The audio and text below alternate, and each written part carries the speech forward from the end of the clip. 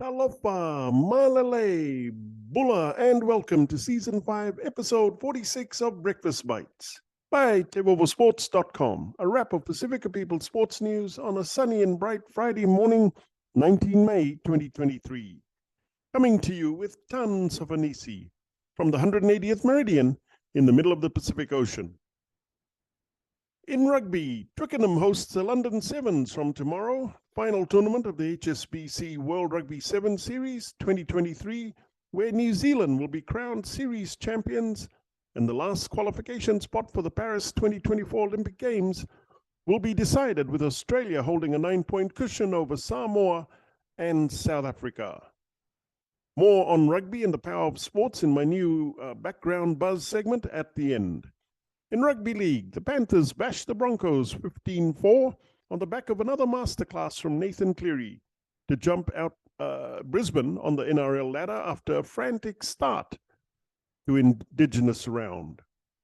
Cleary was superb with 101 meters run, 6 tackle busts, 3 offloads, 2 line breaks, a try and a field goal to break Broncos fans' hearts. In football, so Erling Haaland didn't score, but Man City overwhelmed Real Madrid in Manchester yesterday with Bernardo Silva scoring a double, Akanji and Alvarez adding 2 more for a 4-0 drubbing of Real Madrid. Pep G's men march on to the UEFA Champions League Grand Final against Italian champions Inter Milan. In the NBA, YouTube TV subscribers missed the conclusion of the Miami Heat's 123-116 victory over the Boston Celtics in Game 1 of the NBA Eastern Conference Finals yesterday. The Heat came back from an early deficit and were fending off the Celtics late in the fourth quarter when viewers began experiencing issues with the broadcast streaming service. In sports biz, the richest athletes in the world are still getting richer. The Forbes list of 50 highest paid athletes collectively made US $3.4 billion on and off the field over the last 12 months, representing a 16% increase from their record haul a year ago.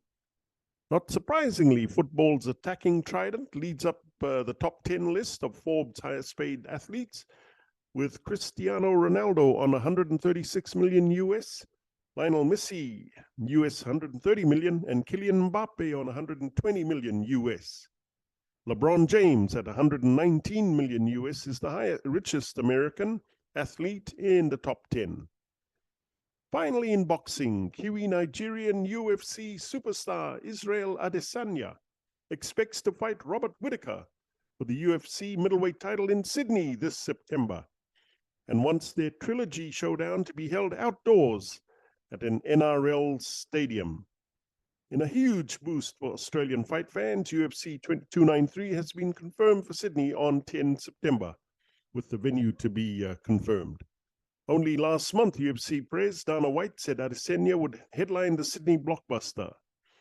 His opponent will be determined by an upcoming eliminator between Whittaker and South Africans Rhesus du Plessis. Okay, sports fans, on Background Buzz today, I take a closer look at a good news sports story from New Zealand, where jailed former New Zealand Warriors wing Manu Vatuvei will hopefully return to his old club in the player well-being department if he is released on parole. The 37-year-old Tongan international was sentenced to 3 years and 7 months imprisonment in March last year after he admitted his role in a drug ring. Alongside his brother, Lopini Mafi, who was sentenced to 7 years and 2 months, the pair imported just over 2 kilograms of methamphetamines in an unsophisticated operation. Vatuvei played 226 games for the Warriors and 29 tests. But now he's set to return to the New Zealand club, according to stuff.co.nz, following a hearing in front of the parole board last Wednesday. All going well, Vatuvei will be released from prison on 31 May with standard and special conditions in place until October 2025. During his parole hearing, Vatuvei's lawyer, Vivian Fain, said her client's losses left him with a life that was emptied of what he cherished. The parole board was also informed of the New Zealand Warriors' plans to have Batuve mentor players coming through their club ranks.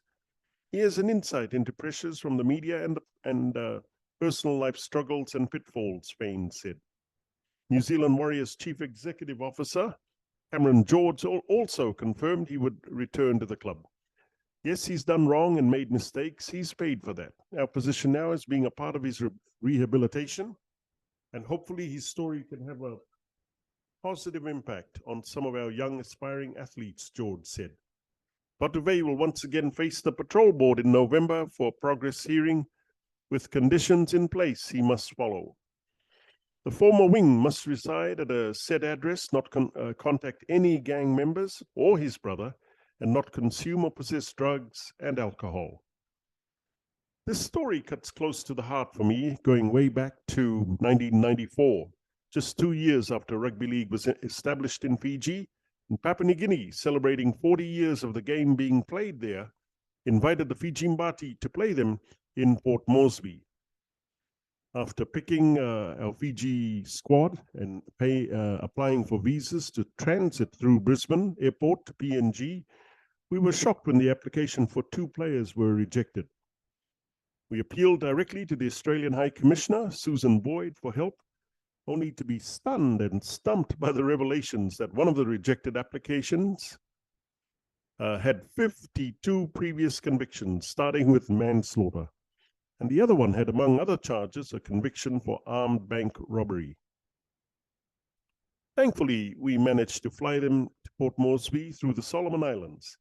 And to cut a long story short, having represented their country and shed tears, standing shoulder to shoulder alongside their Fiji Mbati brothers for the Fiji national anthem, both players came back reformed men, never committing another crime, and playing many more tests for Fiji, at home and eventually in New Zealand and Australia.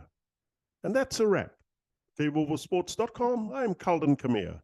Please hit the like and subscribe buttons below if you want to receive more Pasifika sports highlights on Breakfast Bites. Mahalo, vina'a, and thank you all too much for all your love and support.